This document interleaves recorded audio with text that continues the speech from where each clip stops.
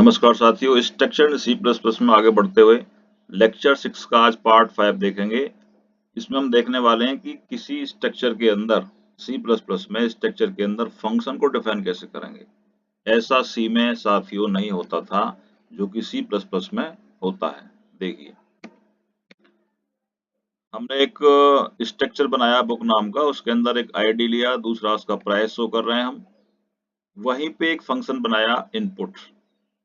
Input नाम इसलिए दिया है कि यहीं से हम उसका कीवर्ड से इनपुट ले लेंगे। Enter book ID and book price and cin, उसको हमने कीबोर्ड से स्कैन कराया। उसके बाद यहीं पे इसकी बॉडी को क्लोज कर दिया।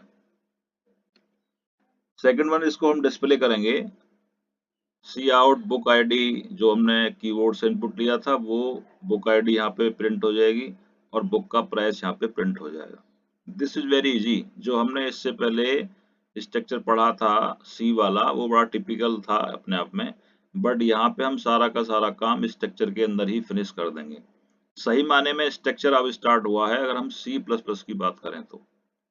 ठीक है, यहाँ पे आपका स्ट्रक्चर क्लोज हो गया।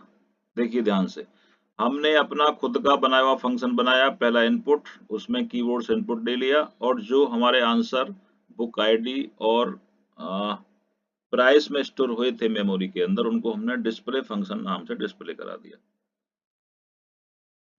अब आप जानते हैं जब भी कोई हम फंक्शन डिफाइन करते हैं तो जब तक उनको हम कॉल नहीं करेंगे तब तक वो कॉल नहीं होंगे। ठीक है, नाउ मेन फंक्शन बनाएंगे, स्ट्रक्चर का नाम space variable name. So B1 is a structure variable. अब हमको क्या करना है, इनपुट तक पहुंचना है। इनपुट को पहुंचने के लिए डॉट ऑपरेटर का यूज करते हैं, B1 डॉट इनपुट। जैसे ही B1 डॉट इनपुट करेंगे, कंट्रोल हमारा इनपुट के पास जाएगा, वहां से एंटर बुक आईडी और प्राइस ले लेगा, वापस कंट्रोल आएगा जहां से गया था। कंट्रोल कहां से गया था, B1 डॉट इनपुट से। समझ में आया आपके में इतना? नेक्स्ट, ऐसे देखिए, इस तरह से कंट्रोल हमारा ऊपर गया था, वापस कंट्रोल आया, आपने लिखा B1 dot display. B1 dot display, अब कंट्रोल हमारा डिस्प्ले के पास जाएगा। ओके, डिस्प्ले में क्या हो जाएगा, बुक आईडी आपकी डिस्प्ले हो जाएगी, प्रिंट हो जाएगी। इधर आपका बुक का प्राइस प्रिंट हो जाएगा साथियों। उसके बाद आपका हमने मेन फंक्शन क्लोज कर दिया। देखिए आसान हुआ कि नहीं हुआ? देखिए, हमको ऐसे केस में ना तो फंक्शन को डिक्लेरेशन करने की आवश्यकता पड़ी यहाँ पे। ठीक है, सही माने में यहाँ से आपका सी प्लस प्लस स्टार्ट हुआ आज से। अगर हमने अच्छे से स्ट्रक्चर को समझ लिया, आगे आने वाली क्लासेस होंगे, ऑब्जेक्ट्स होंगे और भी बहुत सारे टॉपिक्स होंगे, वो इजीली समझ में आपके में आ जाएंगे। इससे पहले अगर आपके समझ में थोड़ा बहुत कम आया हो वो चलेगा, लेकिन यहाँ से अब आपको प्रॉपर समझना है। हम खुद के बनाए हुए फंक्शन की बॉडी सीधा स्ट्रक्चर के अंदर लिखेंगे और उन्हें मेन फंक्शन से कॉल करेंगे। सो इसलिए हम इसको बोलते हैं bottom to top up language. C plus plus को क्या बोलते हैं, बॉटम टू टॉप अप, क्योंकि आपने उसका जो एक्सप्लेनेशन है वो पहले दे दिया और कॉलिंग बाद में कर रहे हैं आप। बात समझ में आ गई? सो इसलिए इसको bottom to up top approach हम बोलते हैं। सो इतने से शायद बात नहीं बनने वाली है, इसको मैं एक बार रन करके दिखा देता हूँ। रन करके हम देख लेते हैं इसको अभी।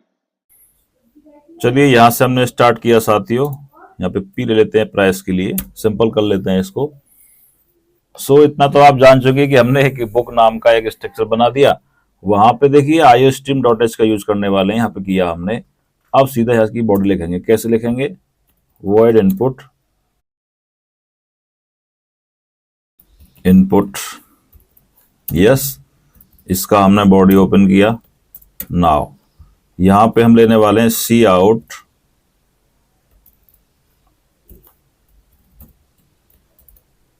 Enter book ID and price. दोनों को स्कैन कराएंगे सी इन से, आप जानते हैं ID and P. This is the input function. अब दूसरा बनाएंगे हम डिस्प्ले। देखिए, अगर हम इसको कॉल करेंगे तो कैसे करेंगे, पहले देख लो इसको कॉल कैसे करेंगे। हम यहां से कॉल करेंगे, पहले हम जो हमारा स्ट्रक्चर का नाम क्या है, बुक, बुक लिखेंगे यहाँ पे। उसका हम बनाएंगे variable, this is B1। Okay, B1 is the structure variable, it's represent book structure. ये बुक को रिप्रेजेंट कर रहा है। जब जब आपको बुक स्ट्रक्चर के किसी डेटा मेंबर की परमिशन लेनी होगी, जैसे लाइक आपको आईडी का इस्तेमाल करना है तो आप B1 की परमिशन लेंगे, फिर इसकी परमिशन लेंगे। तो परमिशन का मतलब क्या है, डॉट लगाएंगे यहाँ पे। कैसे लगाएंगे, ओके B1 हो गया, नीचे आ जाइए आप, क्या करेंगे, B1 डॉट इनपुट। जैसे यहां से हम B1 डॉट इनपुट करेंगे तो what is B1, structure variable हो गया बुक नाम का। ये कंट्रोल हमारा यहां के बाद तुरंत इस पे जाएगा, इनपुट पे, और यहां से इसको कीबोर्ड के माध्यम से हम वैल्यू को स्कैन करा लेंगे।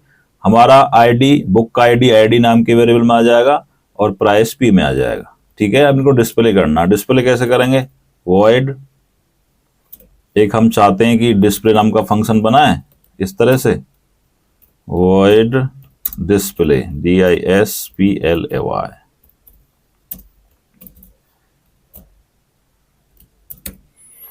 cout,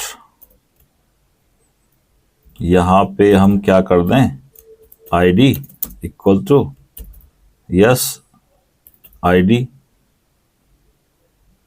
again price, book ID लिख लीजिए। यहाँ पे बुक आईडी का यूज करेंगे। यहाँ पे हम चाहो तो बुक प्राइस लिख लीजिए, देखने में अच्छा लगेगा। डबल कोट्स हो गया आपका, ओके। और आई थिंक यहां से आपको दिक्कत होती तो आप अलग अलग लाइन में लिख सकते हैं, एंड एल इस तरह से लिख लीजिए आप। ठीक है, अब आपको दिक्कत नहीं होने वाली है।